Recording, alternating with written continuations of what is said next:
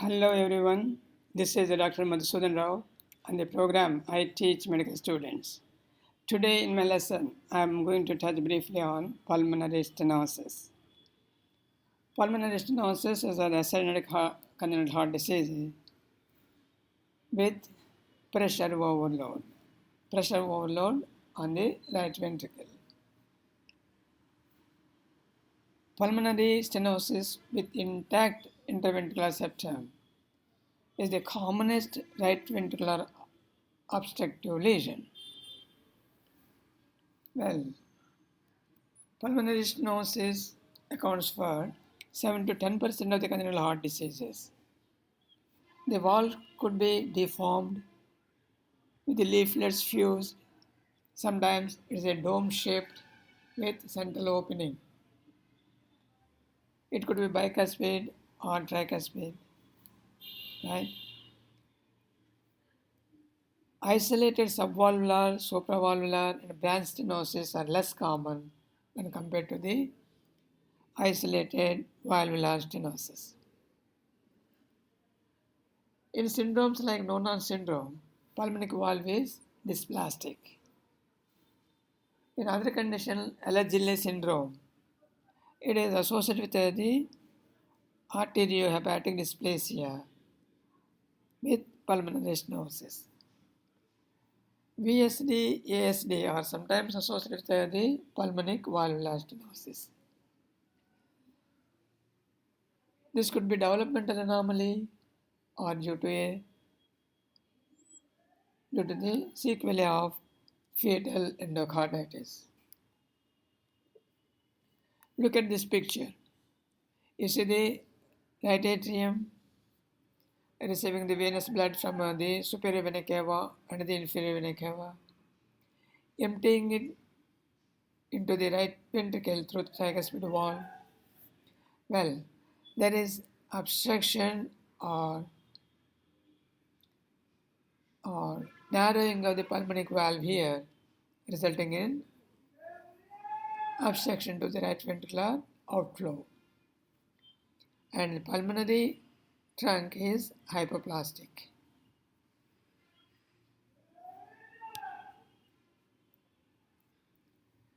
And what are the abnormal hemodynamics due to pulmonary stenosis with intact ventricular septum? Well, venous return through the superior vena cava and the inferior vena cava normally occurs into the right atrium. Right atrium empties its blood through the tricuspid wall into the right ventricle. Because of the obstruction at the pulmonary valve, there will be mounting up of pressure in the right ventricle. Right ventricular chamber slowly undergoes hypertrophy, and there is increasing pressure in course of time in the right atrium.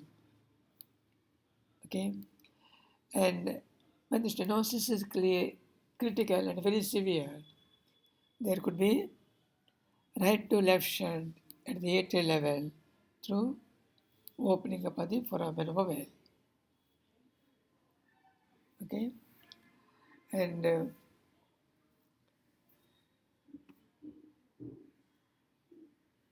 there is, because of the obstruction to the outflow of the right ventricular contents, there is diminished pulmonary flow and decreased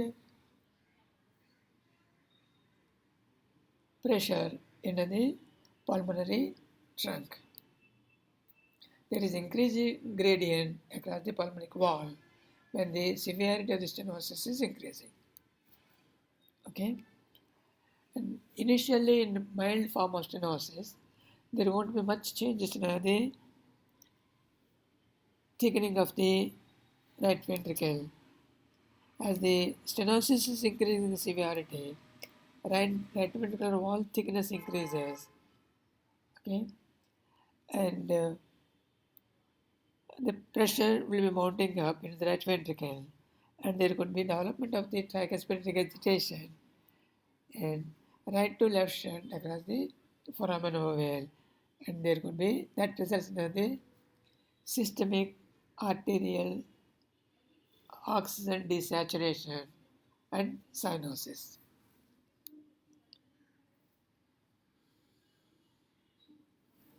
Clinical manifestations. In mild stenosis, child is usually asymptomatic. Growth and development is normal. Well, older children show normal development. When you look into the JVP is normal. Peripheral pulsations are felt normal. When pregardium is normal, apical impulse is normal. When you palpate the right upper sternal edge, there could be systolic thrill.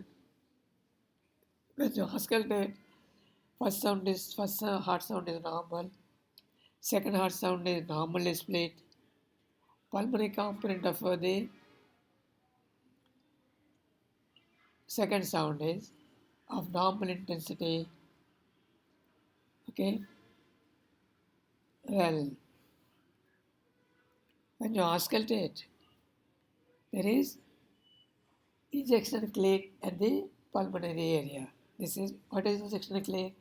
It is a systolic sound following the first short sound. Short and short. If the click is closer to the first short sound, it indicates severity of the stenosis. But presence of click indicates pliability of the valve leaflets. When the stenosis is increasing in severity, the leaflets are becoming stiff and non-pliable. The click disappears.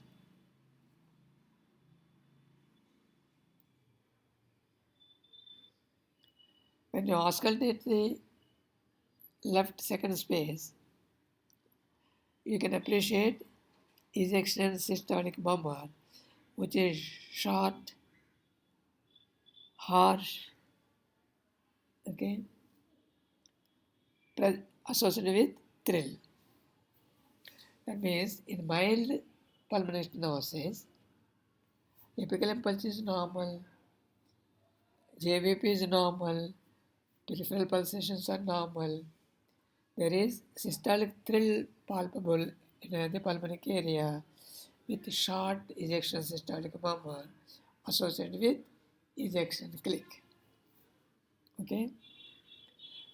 Second sound is normally split. These are the features of mild stenosis. When you take the ECG in these patients, it is normal or mild right ventricular hypertrophy. X-ray chest sometimes is normal or it may show prominent pulmonary artery. Echocardiography show right ventricular hypertrophy, thickening of the pulmonic wall, that is, valve deformity can be identified. Right ventricular pulmonary arterial gradient is less than 30 mmHg. Then, when the stenosis is moderate and child is usually becomes symptomatic, there could be exercise intolerance. Okay, there is some degree of growth failure. And when you examine the child, JVP is prominent with prominent A waves indicating the increasing right atrial pressure. Parasternal heave is palpable. Second heart sound is delayed and split. Pulmonary component is soft. There is ejection click is less prominent. That means it may be present or it becomes absent when the severity of the stenosis is increasing. Ejection systolic murmur is longer, louder, and harsher, and radiating to both the lung fields.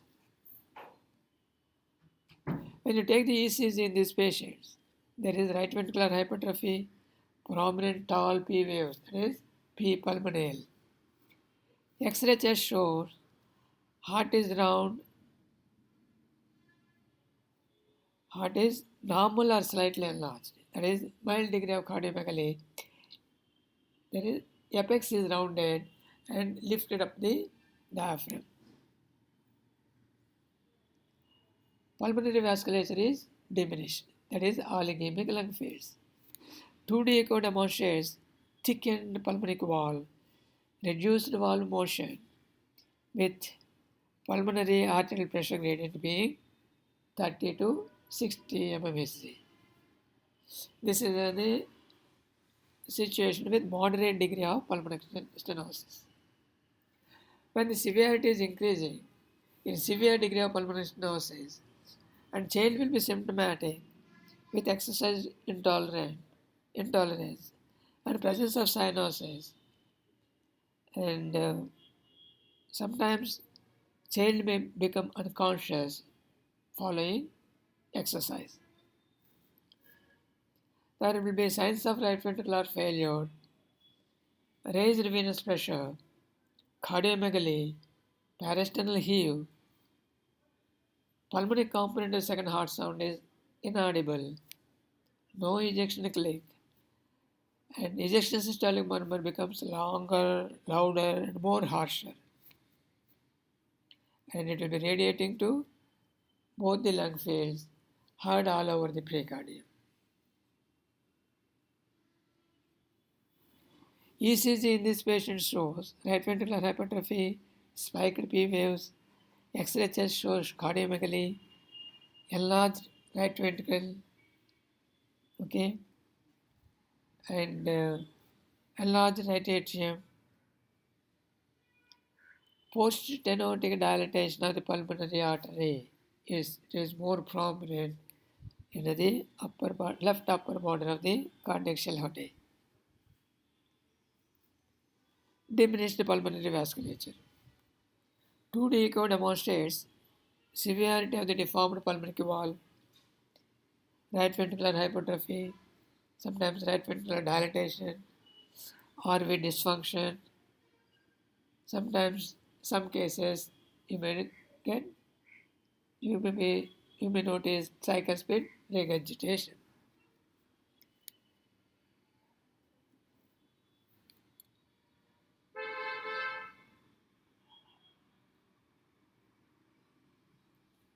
And right ventricular gradient is more than 60 mmHg. Look at this X-ray. There is oligemic lung fields, prominent pulmonary artery, post-stenotic dilatation. ECG showing the right ventricular hypertrophy, right axis deviation, and this X-ray shows the post-stenotic dilatation of the pulmonary artery and oligemic lung fields.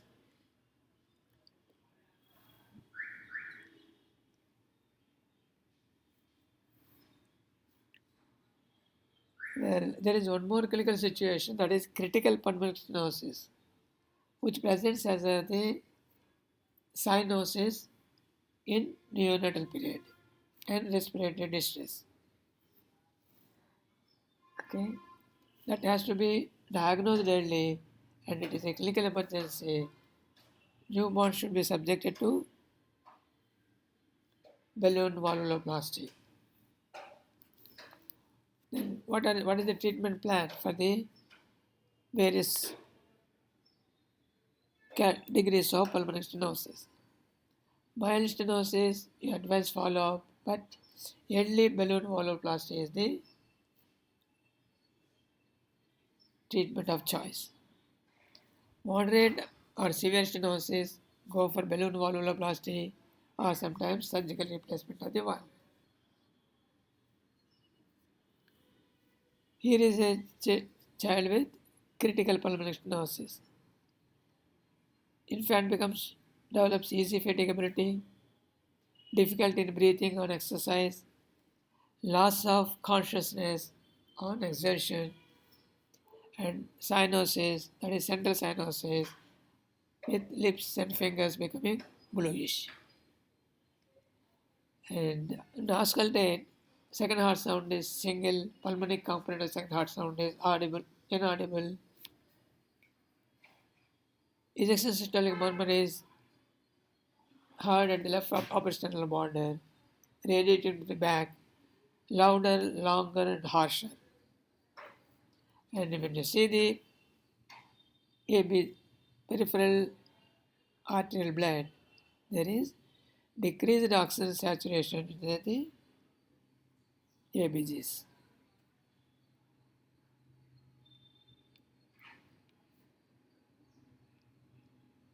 And these are some of the pictures of the Donor syndrome with increased carrying angle, pectus carinatum, in say the uh,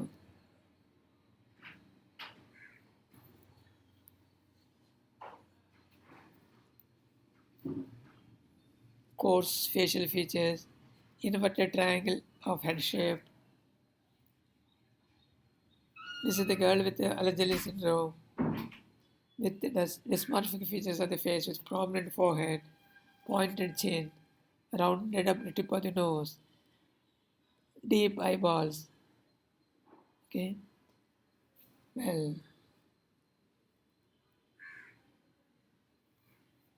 to recap, congenital pulmonary stenosis is the obstructive cyanotic congenital heart disease, okay, with pressure overload, right ventricular obstructive lesion with intact septum with pulmonary valvular stenosis is the most common cause, okay, and it is accounts for 5 to 10% of the congenital heart diseases, and it presents as mild, moderate, or severe or critical pulmonary degree stenosis.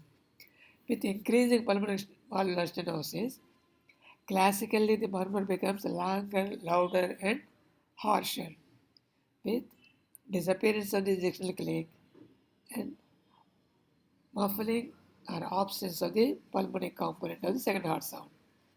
This how you have got to remember with regard to the auscultatory findings in pulmonary valvular stenosis.